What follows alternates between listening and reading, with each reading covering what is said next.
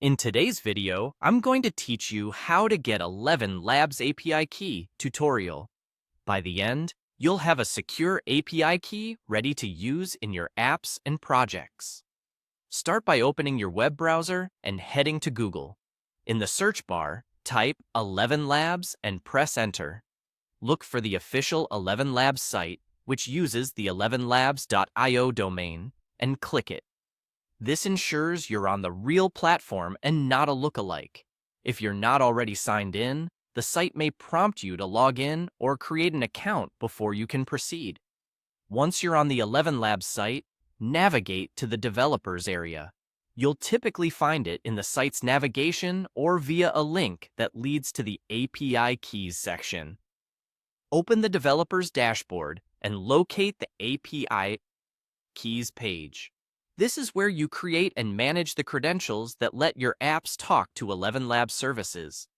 On the API keys page, click the option to create a new key. You may be offered a field to name the key. Using a clear descriptive name can help you track what each key is used for later on, especially if you manage multiple projects. Before finalizing, enable the Restrict Key option. This is an important security step because it limits what your key can do. After turning on restrictions, choose the access you want to grant. For example, you might allow only text-to-speech features if that's all your app needs. Granting the minimum necessary access reduces risk and makes it easier to manage keys safely. When your restrictions and access levels look good, click Create Key to generate it. You'll now see your API key. Copy it right away and store it somewhere secure.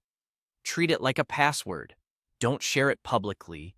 Don't paste it into screenshots or videos, and avoid hard-coding it directly in source code that might be uploaded to a public repository. A best practice is to store it in a password manager and load it into your application via environment variables. If you ever think the key may have been exposed, return to this page to rotate or revoke it. That's it.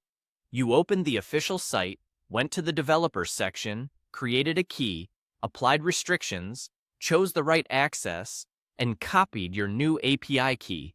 Keep this page bookmarked so you can manage or regenerate keys as your projects evolve. Thanks for watching. And now you're ready to use your 11Labs API key securely.